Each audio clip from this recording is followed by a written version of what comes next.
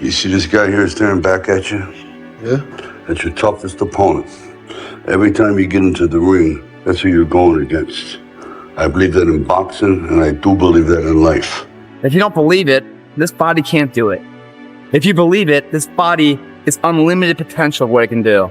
We've seen throughout history, the Olympics right now, the average man trained, pushed beyond his capabilities to something that no one's ever thought possible. And he's standing there as a testament that yes, it can be done. And yes, you can do it too.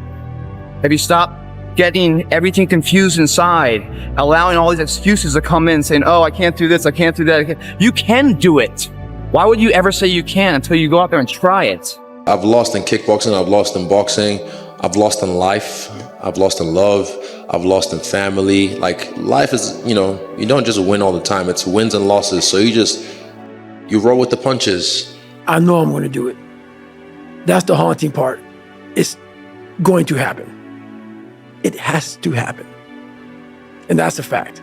Like, there's no get out of jail free card, bro.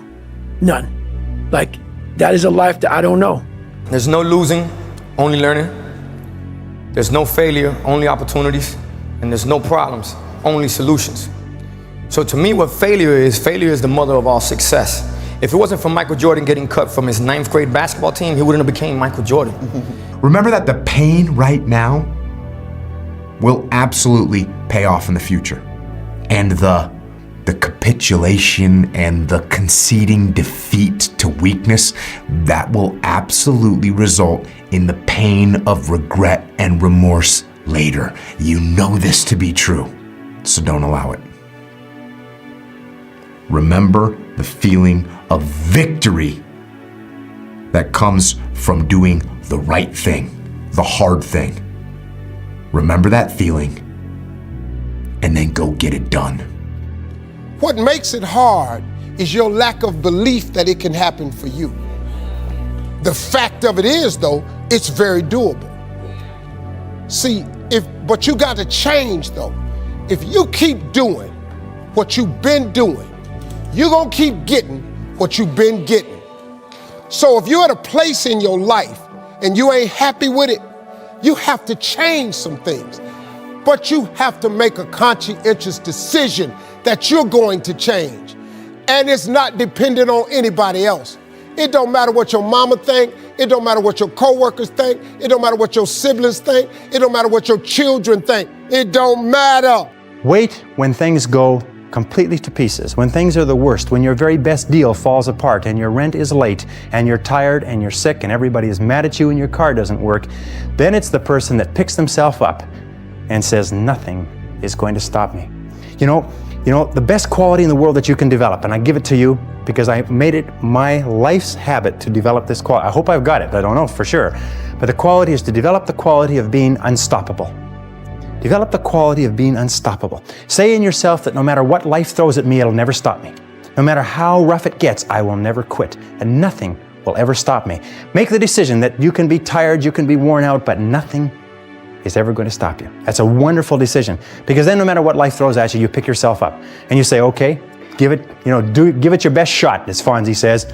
Nothing is going to stop you. It's a wonderful feeling. It's a wonderful feeling. It's the basis of self-esteem. I'm gonna put the work in. I'm gonna become great. I'm gonna worry about myself. I'm gonna take more reps. I'm gonna spend more time in film. I'm gonna spend more time in the weight room. I'm going to get better. And you know what happened? He becomes the greatest of all time because he's not looking over here and he's not looking over there. He's looking right in front of him to what he can control to improve his situation. And guess what? That works for everybody. But we spend so much time looking over here and looking over there, and what if I do that? And this is a different circumstance. We make all these excuses instead of just buckling down and saying, I am going to become great at this, and whatever happens as a result of that is what happens. And I can tell you that the result of becoming great at anything is always good. You don't go backwards. I like to see people do well. I've been around a while. I know what it takes to do what you do. And I know that things don't just happen. It's not just luck that you have to create that luck. You have to will it into existence, and I want you to know that I am always rooting for you. I'm rooting for all of you. The better you do in life and in your work, the better every studio does, the better every film does, the better we all do, the better it is for everyone. So I look forward to seeing what you create in the future, and I will continue to do all that I can to contribute and help this industry and this art form that I love. A lot of self-work can be summarized into thoughts aren't true, feelings don't require actions, things aren't good or bad, they just are. Our greatest enemy is ignorance. To change your life, change your surroundings. Our actions, not our pasts, define who we are. I think that's probably 95% of self-work. Is that your true beliefs are only and always expressed in your actions. It is not what you say or what you intend that tells what you believe, but only what you do. Your actions are always the true measure. And the interesting thing that we've learned in behavioral psychology is this, that if you do not feel self-confident, courageous, consistent, like concentrating, clear, and so on, if you don't feel like it, and most of us start off not feeling like it, if you will act the part, if you will pretend as though you have the quality already, the feelings will generate the actions, and the actions will generate the feelings. That if you will act, walk, talk, and live by the same principles and do the same things that successful men and women do, even if you doubt yourself in the initial stages, eventually you will come to the point where you actually feel to the bottom of your soul like a successful, positive, confident, cheerful, optimistic, unstoppable human being. Because repetition is what taught me everything. So you can honestly outwork anything. Too many of you guys waste way too much time worried about what's going on with other people. And yeah, I understand it can make you jealous. And yeah, I understand it can piss you off. And yeah, I can understand that it ain't fair. But guess what? Life is not fucking fair. And you all worry about this like it is. You're expecting something that will never be. It will never be fair. It will never, ever, ever, ever, ever be fair. Ever. Now what? Are you going to sit on the sideline and cry about how it's not fair? Are you going to write emails into the show and say, Andy, this isn't fair. What should I do? Or are you going to say, well, it's not fair. It's my job to be undeniably great at what I do, because if I'm undeniably great at what I do, then it doesn't really matter if they recognize me here, because they'll recognize me in other places if that's what I need to do as well. When the time comes I can't run, the body will say, you just can't run. But if I can still do something, that willpower that I have created, it makes me do it every fucking day. And that's what they don't get. What builds a human being is you start with the small building blocks. And before you know it, man, you become something that it doesn't even make sense to most people, because it's just who you are now. That's why I can still run at 50 at 49 with broke down knees and broke down body, because my body knows you still can. Therefore, I do. Second you stop, the willpower is gone. And that's beautiful. I'm so glad you brought that to me, because I always wonder, what's this separation thing now? At 24 years old, I started building something that I didn't even know was going to be what it is now at 49. And that's all it was just that. You know why this gym's empty right now? It's not because it's hot out, it's summertime, and it's fucking like 90-some degrees in here. No, that's not the reason why. It's because they've already quit mentally. They quit before they got the weather report. The weather report just encouraged them to stay quitted. If that's even a word. People quit, guys, because their focus is off. Mental focus is off. Meaning they've started a journey, right? And all they focus on is how far they have to still go, instead of looking at how far they've already come. If you look at how far you gotta go, it's like, oh my God, another mile? But then you look back, it's like, I've already gone 18 miles? Another mile, no problem. But if you never focus on the past and realize all those things that you've overcome to get where you are, but this is ahead always seems like a forever journey. It's the reality of mental perception that dictates the physical attributes of action. But the brave person is simply the person who moves forward and keeps taking the chance. And you cannot imagine a successful person without courage. You cannot imagine a successful person without the courage to face and confront their fears and to move forward. In my experience, the fear of failure is the greatest single reason for failure in adult life. The fear of failure, the fear of making a mistake, of losing our money, our time, our effort, is what paralyzes us and holds us back. But the fear of failure is a habit which can be counteracted by the habit of courage. And if we don't overcome that fear of failure, then we'll just be like the 80-90% that do not fulfill their potential. See, the wonderful thing is only a few percentage of people fulfill their potential in any generation. And we can join those people simply by deciding to do so and doing what the other people do. It's as simple as that. If we decide to become an engineer, what do you study? You study engineering. If you want to become a better cook, what do? You study cooking. Do you try to do it all by yourself? No, you get cookbooks, you take classes, and so on and so forth. If you want to be successful, if you want to fulfill your potential, study the men and women who are fulfilling their potential and just do what they do. You had nobody anyway, motherfucker. Look around you. There was no fucking team. It was you. There was no weight loss program or mom and dad waking you up saying you can do it, you can be better, trying to build belief. You built belief when you had nothing. Rock bottom. You did that. So as times get hard for me, the truth comes out. And my truth is powerful as fuck. It's real. It's tangible. I feel it. It comes out of my brain as I speak about it. I'm reliving every single dark moment of my life to be here. That is what people don't get. That is what motivates David Goggins, is the unseen work. But everybody needs that pat on the back. They need that training partner. They need that accountability coach. I don't need that shit. And neither do they. But it's what we've trained ourselves to believe that we need. Like I can do whatever I want to do. And we kind of have a younger generation now that doesn't always get told no. They don't always get told this is exactly how you need to do it. So they have this illusion that they have all these choices. But the fact of the matter is if you want to be good, you really don't have a lot of choices because it takes what it takes. You have to do what you have to do to be successful. So you have to make the choices and decisions to have the discipline and the focus to the process of what you need to do to accomplish your goals.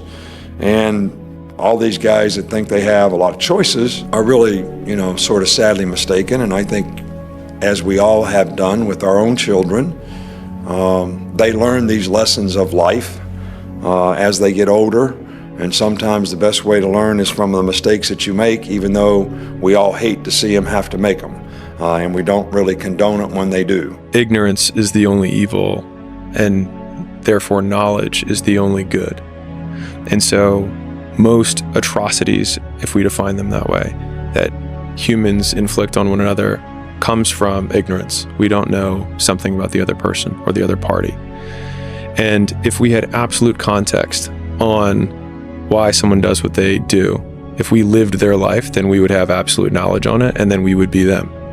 And so then we probably wouldn't try to hurt them because we would be them. And so I see the pursuit of knowledge and its corollary, how I like it, the pursuit of learning, changing our behavior, to be my ultimate purpose in life. Because if I think about myself as going through life, then I want to learn as much as I can, which is changing my behavior, ideally suited to the direction that I want to go in. If I could work that hard every day, with being blessed with the physical tools that I have, what would my career be? And I made a promise to myself from that day that I was going to work that hard every single day so that when I do retire, I have no regrets. And that was the most important thing for me, is to leave no stone unturned, get better every single day. And if I lived that way, then over time, I'd have something that was beautiful. But that was my philosophy. It seems like a pretty simple one, but if you live your life to just get better every single day, you do that for 20 years, what do you have? But it's like, do you want to do this or not? Which is what I think a lot of it boils down to. Do you actually want to do this or not? Do you actually want to do this or not? Because if you actually want to do it, what's going to stop you? Nothing. And if you don't really want to do it, what's going to stop you? Just about anything that comes up.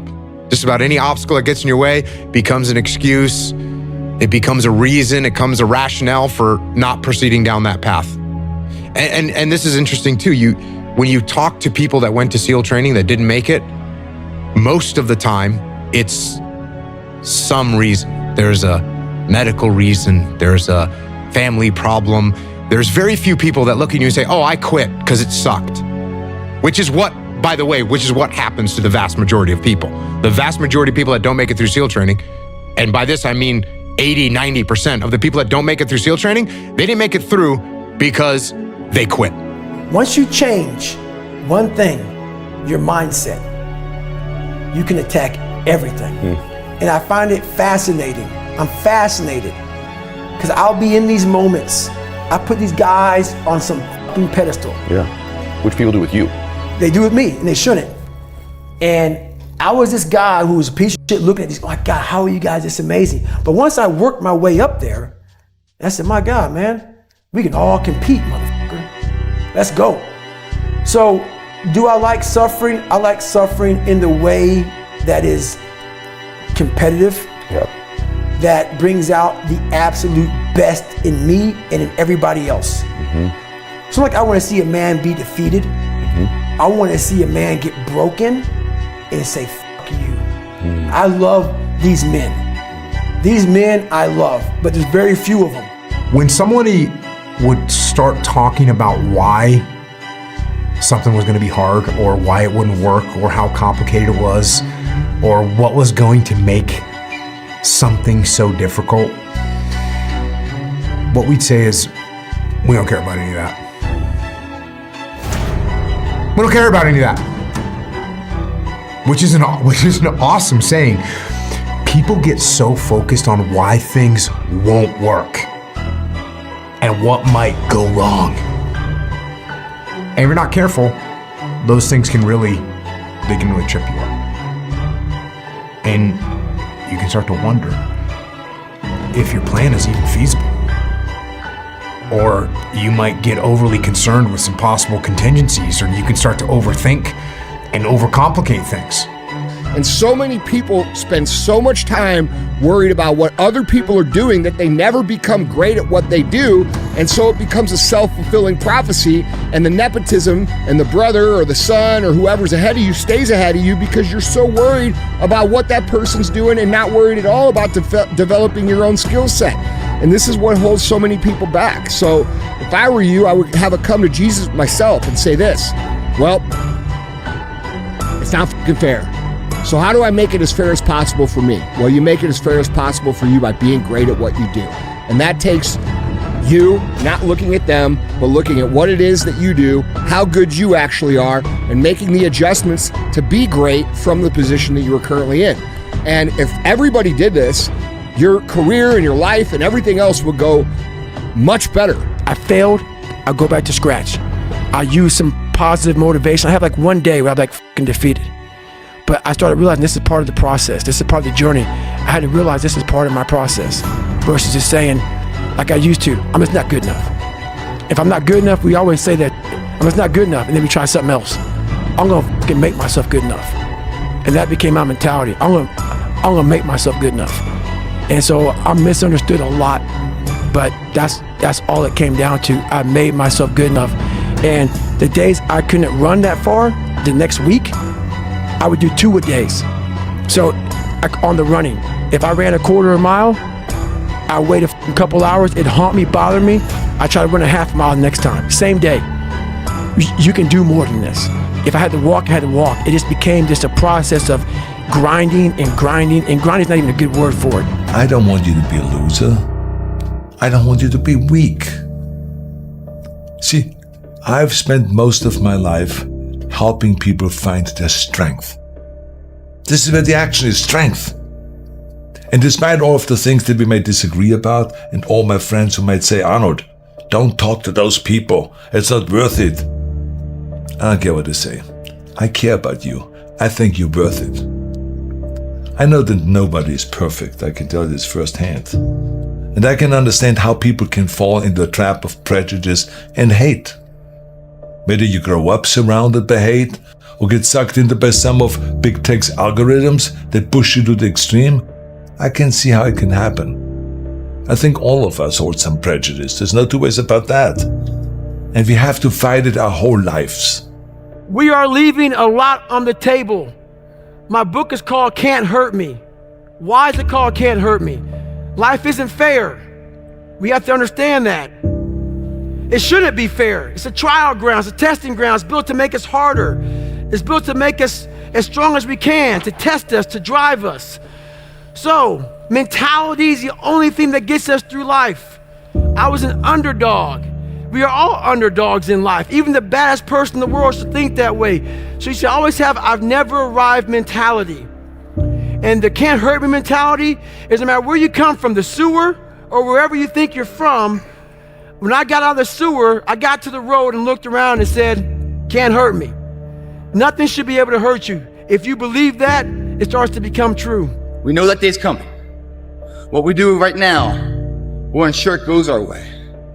We'll ensure that there is no regret. Because that's something you can't ever fucking fix. It's a debate inside your head that never stops. We're gonna learn from past regrets. We're gonna ensure we don't re-regret them. We're gonna ensure maybe we don't go out tonight.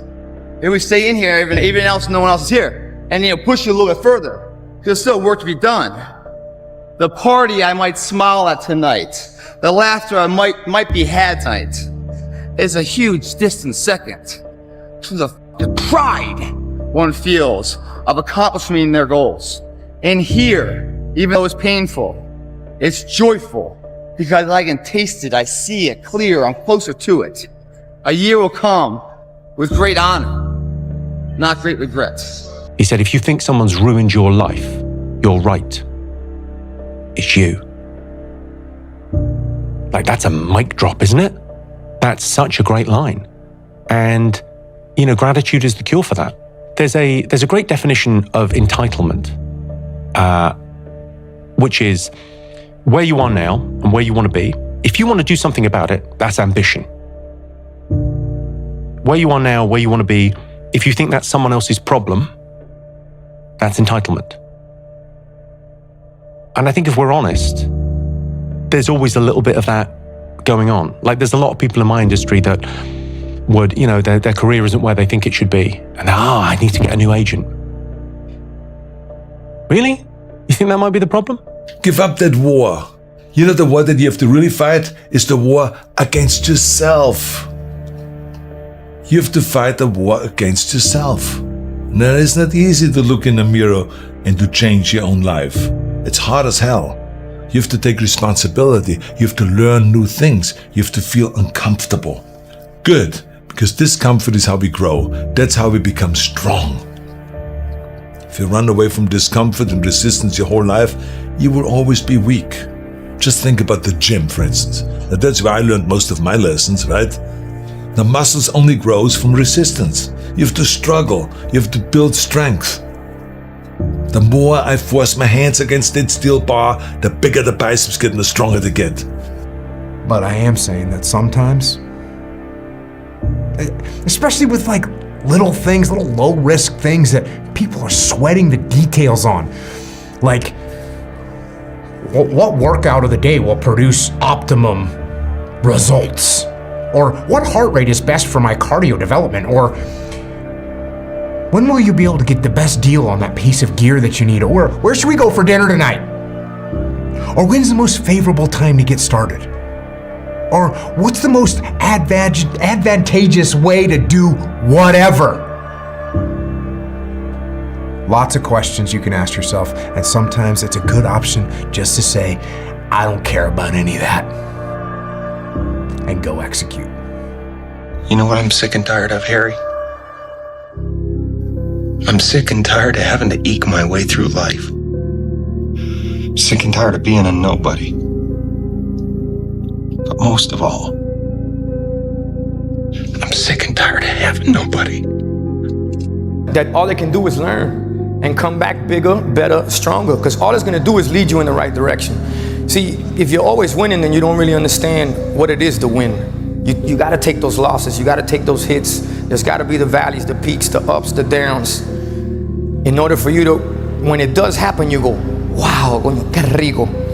This is what it's all about. And not only that, it's never about making it, guys. It's always about maintaining it. That's the toughest part. So to anybody here that feels that they left losing something, no, all you did was gain. And not only did you gain, understand they say that be wise is to know what you don't know. So therefore, coming here and not knowing certain things that maybe didn't lead you to the prize, but in the grand scheme of things, 10 years from now, God knows what the grand prize may be, 3 to 5 years from now. You can be upset in the moments after the game. If we win, it's always better. But if you win, if I score, I will be a little bit more happy. I have to be honest. I'm not going to be like natural. that. No.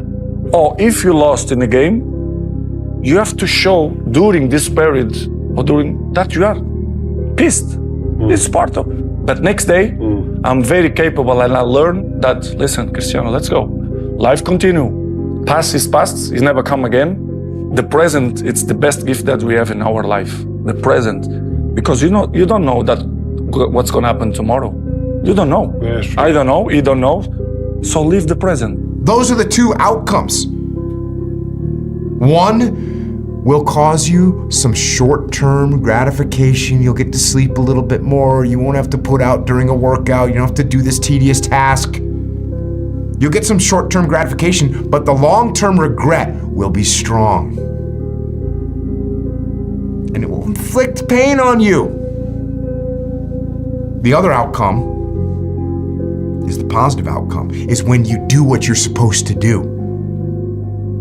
You do what you know you need to do to move forward. And when you do that thing, you know you're gonna feel strong and you're gonna feel gratified and you're gonna feel worthy of this life. People say you can lead a horse to water, but you can't make it drink. False. Said if I dehydrate the horse, I salt its mouth, I put it in the heat, and I put its face 1 inch away from water, I can veritably guarantee that it will drink. And I think about that visual all the time when I think about myself as the horse. And I think to myself, what is the behavior that I want, drinking water? And what is the salt in my mouth? And what is the dehydration, the motivation for this behavior that I can create? And so I am not a believer in free will. I believe that we respond to the conditions that we've had, and then we learn behaviors as a result of those things. And so, for example, I could get everyone in here, the entire crew, to get naked. Guarantee you, I could do it. All I would do is I'd just crank up the temperature and I'd wait. And eventually, everyone would get naked. It would happen. I don't need anyone. That's why people come to me to motivate them. No one can motivate me. I have a resume full of fucking motivation. That whenever I'm down, I'm like, oh, hang on, motherfucker. Oh, you know the truth. You know the truth. You know the darkness of the fucking dungeons and the fucking demons that fly. You know, and then from there, it's like, okay, you were there. You know this. There was no one there to pick up the rucksack, to pick up the boat, to pick up the log, to go in there. It was you. Even if I will score in Euros, not we will change what Cristiano are. You understand? People try to hiding stuff and speak bad. Listen, I don't score, no problem.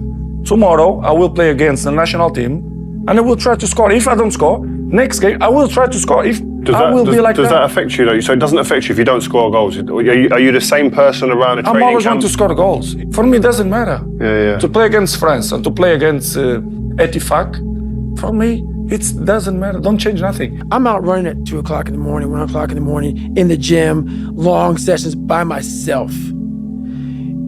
That's real. How I'm able to just extract dopamine, the good dopamine whenever I want. Man, I've trained 99% of my life alone. No one pat me on the back. I did all of the work alone. And while I'm still hard on myself, I know what I did. So whenever times get bad for me, people, all this, who's gonna carry the boats and law? That's real. I hate that people know me for that guy, because that guy is not every fucking day. Like when they see me, they want that energy. That's not me every day. I can extract it immediately when I need to, because when you train alone, and I lived alone for so many years in this misery, and you're able to get out of it by yourself, I can take myself to such a level of real passion. The more I've tried to create space between how I feel and what I do, the more consistent my outcomes have been. So if I need to create content and I'm not feeling it, or I'm feeling tired, or things like that, the more times I give into that excuse or that feeling, then the more superstitious I become about doing it in the future. Whereas a lot of times if I can just start when I am tired or when something is painful and then still execute about the same as before, I look at game tape, or I look at video, or I look at the content from those sessions, for example, and I see that I remember feeling terrible during the session, but you can't really see anything. And I think the more times you get that loop going, the more you can separate how you feel and what is required. And the more times you do what is required to get what you want, the more times you get what you want. If you want to see SportsCenter channel 46, and you press 46 and OK or select, what do you expect to come on your TV? SportsCenter. And guess what show up? SportsCenter. They got the concept of creating a remote from the Bible. See, God is tied to all of this. You better understand what I'm trying to tell you now. The Bible says, a man is as he thinketh. God created us in his image. God thought of this world. He thought of it, so he created it. So he made you just like him, that your thoughts can create things. The other path is easy, much easier. You don't have to change anything. Everything in your life that you aren't happy about can be someone else's fault. You can keep fueling yourself on that sugar high of hate. But the end of that road isn't pretty. I've seen it with my own eyes. You will end up broken, searching for ways to numb your pain and your misery. See, I don't want you to go through all of that. It's unnecessary. So, the bottom line is, I don't care how many hateful things you may have written online. I don't care how often you've marched with carrying that hateful flag, or what hateful things you may have said in anger. There's still hope for you. There's still time for you. Choose strength. Choose life. Conquer your mind. You can do it. Then there's a small percentage that had a medical problem, and then there's a small percentage that got performance dropped, meaning they couldn't perform the runs, the swims, the technical aspects of the job, and they failed, and they get dropped. But the vast majority of people, they quit, but they don't usually say that. And even in their mind, they probably don't believe it. They probably believe, well, you know, it was my leg, and once my leg was hurting, I knew I was gonna have a hard time on the runs, and since I wasn't gonna be able to make the runs, that's why I quit. But it wasn't really quitting, it was because of my leg. So it's like I said, it's a very strange and really kind of a mystical thing. Excuses. You're talking there about people making excuses. Yeah. What have you come to learn about the nature of excuses, and if they are our friends, our enemies, if they're ever useful? Your excuses will destroy you and take everything that you ever wanted from you, if you let them. And a year from now, it's going to happen like that. And who is your future self? 1 year from now, who is it? Just like everyone's out of here, go party Saturday night. They're not willing to sacrifice. I'm like the lone survivor in here. You know? Tonight will be over with too. Tomorrow I'll be stronger for it. Another day will go by. 365 of them happen so fucking fast. Who are you going to be in a year from now? And in a year from now, does that future person hold regret or pride? We know that day's coming. We can't go backwards. We can only go forward. Great expression of courage is to persist in the face of adversity. But to persist when things really get rough, to be able to pick yourself up and pick yourself up over and over again. And believe me, if you decide to go for the goal in your life, you're going to get knocked down over and over and over and over again. Every single week, you're going to have heartaches and disappointments and frustrations and setbacks and obstacles. But without those obstacles, no success is possible. You see, the only way we can be successful is if we develop momentum. And we cannot develop the momentum unless we are struggling with obstacles. And struggle with adversity goes hand in hand with all great success. If you are trying to battle the same boss over and over again, and you don't change what you're doing, and the boss keeps beating you, then it's not the game's problem. It's your problem. You are the problem. And I think that's like if you continue. I talked about, obviously, I talk to a lot of entrepreneurs, but I usually do this when I have a crowd. It's like, hey, raise your hand if you work all the hours of the day. And a lot, most of the crowd raises their hand. I say, okay, who here has been stuck at the same revenue level for 6 months or more?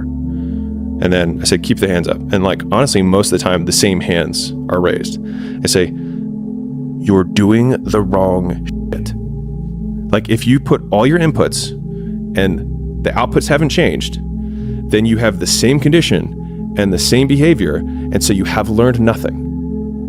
And so that has always just been my reframe. And so over time, if you're moving up in entrepreneurship, you're moving up in career, your behavior should change. Be your age. Be your age, and just embrace the process. And don't look for what you are supposed to be fully, completely polished, sharpened, edged, tempered at 26 or 36, at 46. You've got a lot more forge time left. You've got a lot more hammer blows left, and it takes time. But if you will patiently embrace the process, then by the time you get up in years, you can be a man that you're proud of. Embrace the process. You say, Dwayne, what process? Life. Life. Embrace the journey and the process of life. You only get stronger hiking by going uphill. Nobody gets stronger hiking by just going downhill. You couldn't tell if they were down 17 or up 20 or a tie game. It never changed. And I was wondering why the hell that is. And that's when I started doing more research. And when Phil came, I immediately gravitated to it and then found myself accepting the challenge of finding what that space is. And so my mind was really trying to go to a place where I don't feel that pain. And the game started, and because of that, I was just in a different space. I wasn't worried about what was to come. I wasn't worried about what just happened. I was just here. And when you're just there in the moment, playing plays right in front of you, your focus is heightened because nothing else matters. And that's the space I've tried to get to. Best way to work out how the human memory system works is repeated recall, not repeated exposure, right? You have to drag it out of memory and use it, not just see it a million times. And this is kind of the same thing with the lesson. It's you can listen to any of the podcasts that exist on the internet, or the ones that we've done, or the ones that you love, or whatever. And if you don't apply anything, it's a waste of time. And this is the best solution for this is Tim Ferriss's The Good Shit Sticks. Look, what's the thing from the podcast or the book or the audiobook or the whatever that you read or listened to that you can't stop thinking about? That you go to bed and you think about it, that you took a screenshot or a screen recording and sent it in the group chat, that you texted your mum about it at 3 a.m. Oh, this really explains the way that I felt in school or the way that I felt when such and such broke up with me or whatever. That's the thing. That's the thing to focus on. Why most people don't want to do that, build that willpower, is because it is scary. It unlocks a whole bunch of things about who you are and who you're not. And a lot of people don't want to go down that journey to discover who they are and who they're not.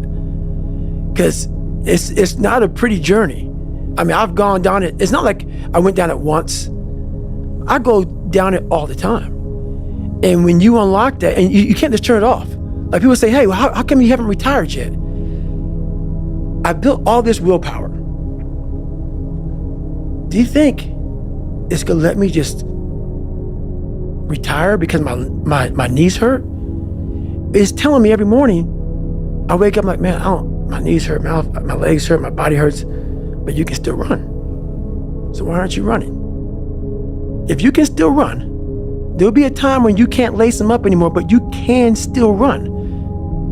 So I still run. You know that when you get done doing the hard thing, it's gonna feel better. Waking up, working out, taking care of some tedious task. You know you will feel better when it is done. You know that. You also know that if you don't do the hard thing, the thing that you don't want to do, that you don't feel like doing, you know if you don't do it, you're going to feel inferior. You know you're going to feel weak.